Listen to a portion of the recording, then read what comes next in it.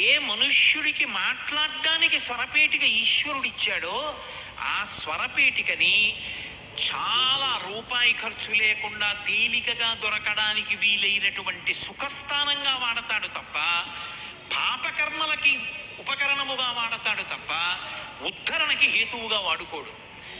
అక్కరలేని విషయాలు మాట్లాడతాడు, పెద్దలందరినీ నింద చేస్తూ ఉంటాడు.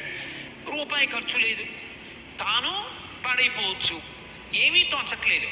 ఎవరో రామాయణం చదువుకుంటున్నాడు, వాడి ఇంటికి వెళ్ళి తలుపు కొట్టి వాడితో మాట్లాడడం, వాడితో గంటసేపు మాట్లాడడం, వాడికి చిరాకెత్తిపోవడం, నాకు ఎందుకురా మహాప్రభో రావద్దంటే వినడం.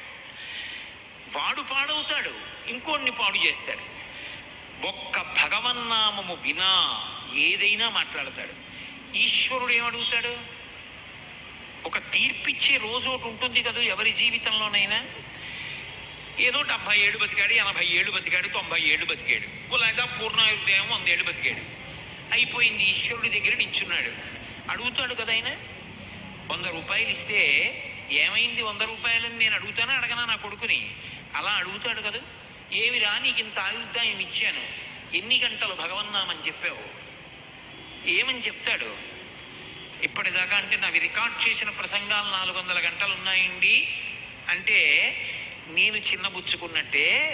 రేపు పొద్దున్న భగవంతుడి దగ్గరికి వెళ్ళి నిలబడితే, ఏరా నీవు ఎంతసేపు భగవన్నామని చెప్పావు, ఎన్ని గంటలు ఇతరుల్ని నింద చేశావు, ఎన్ని గంటలు అక్కర్లేని మాటలు మాట్లాడావు, ఎన్ని గంటలు అనవసరపు మాటలు మాట్లాడుతూ ఇతరుల్ని పాడి చేశావు, ఇది లెక్క.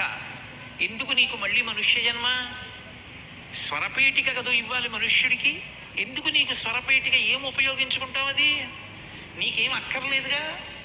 నీకు కావలసిందేమిటి? తినడం, పడుకోవడం, మైథునం, జర, శోకం, మోహం, మరణం, అంతే కదా.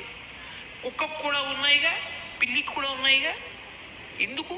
అది కావాలని ఏడుస్తున్న వాళ్ళు ఉన్నారు, వాళ్ళకి ఇస్తాను ఆ స్వరపేటిక, నువ్వు అందులోకి వెళ్ళా ఉపాధిలోకి అని పంపించాడు అనుకోండి, ఏమైపోతుంది? పోయిందంతే, పుణ్యం చేసుకుని